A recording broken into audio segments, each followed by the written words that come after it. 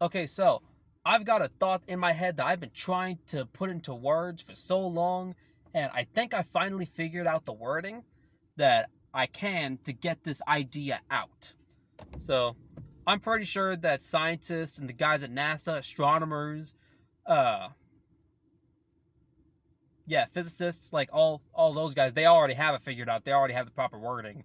I just haven't found the proper wording for everything that I'm thinking of in regards to the cosmos, the universe, the Big Bang, and why the universe is actually incredibly small. So, a lot of people say that the universe is infinite. Well, I have a pretty interesting analogy that I think can best sum up just how incredibly small our universe actually is. So,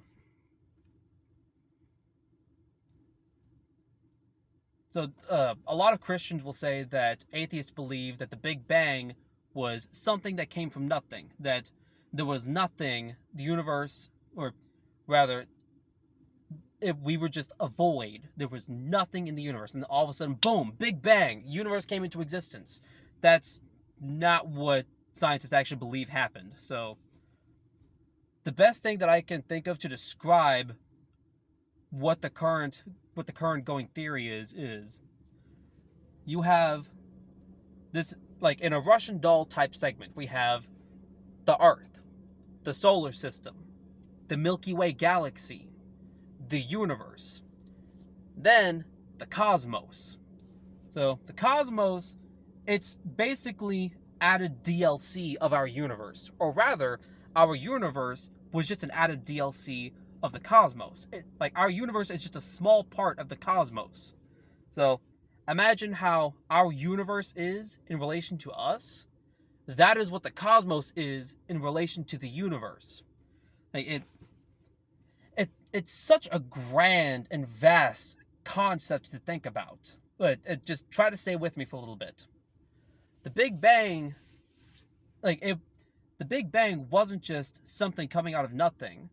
The Big Bang, I personally believed, was a black hole singularity. So let me just describe a black hole real quick for those who don't exactly know. A black hole is not actually a hole. It's just a tiny piece of mass that is so incredibly dense, so incredibly compact.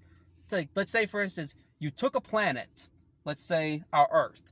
We took the Earth and we shrunk it down. We compressed that thing into the size of a pinhead.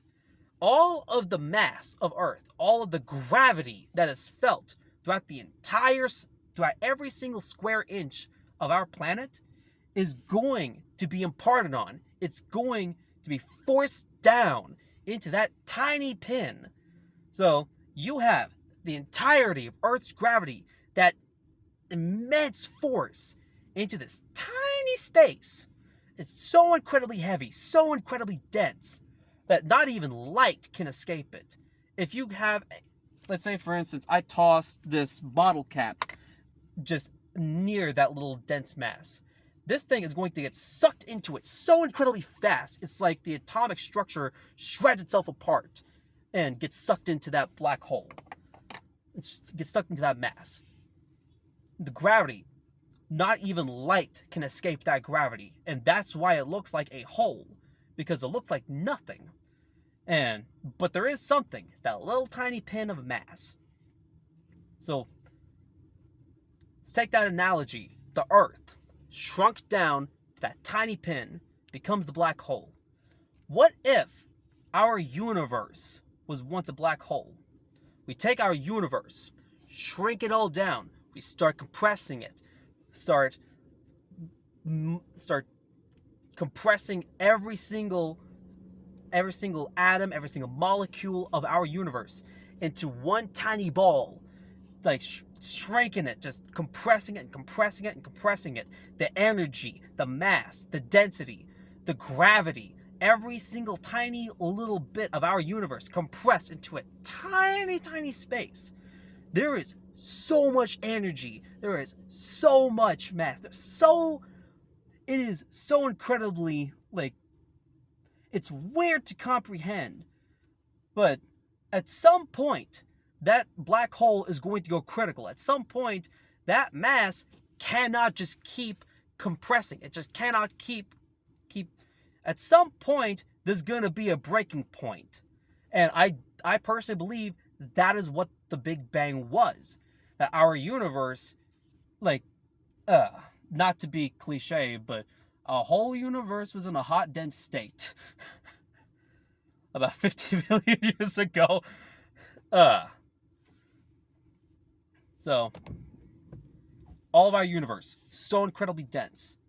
And then, like I said, the little bottle cap, that we throw that in, gets sucked in, and that is the breaking point. That, at that point, the gravity is so incredibly strong.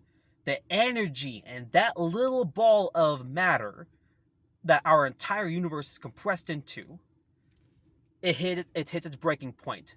A little piece of matter gets sucked in, boom. That's the Big Bang. All of that matter starts boom, going everywhere. Expansion, like, and then obviously atoms start to form near like atoms start to form. Then eventually those atoms start clumping together. You start getting rocks. You get matter. Like, then it starts to become planets and stars, gas clouds, nebulas, and then solar systems. Gravity on these different celestial bodies starts coming together, and then et cetera, et cetera. Now we're here, and then we're bald monkeys who have existential crises on the fucking Big Bang. Life is weird.